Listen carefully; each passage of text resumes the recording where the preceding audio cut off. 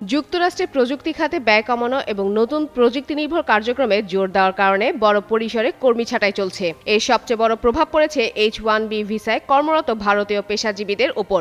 চাকরি হারানোর পর নির্দিষ্ট সময়ের মধ্যে নতুন চাকরি না পেলে দেশ ছাড়ার ঝুঁকিতে পড়েছে অনেকেই। ফলে হাজারো ভারতীয় পরিবার এখন অনিশ্চয়তার মধ্যে দিন কাটাচ্ছে।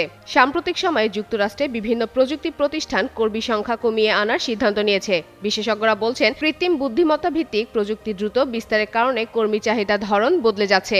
অনেক প্রতিষ্ঠান এখন কম জনবল দিয়ে বেশি কাজ করার কৌশল গ্রহণ করেছে। H-1B ভিসাধারীদের ক্ষেত্রে পরিস্থিতি আরও জটিল, কারণ তাদের ভিসা নিয়োগকারী প্রতিষ্ঠানের স্পন্সরশিপের সঙ্গে যুক্ত।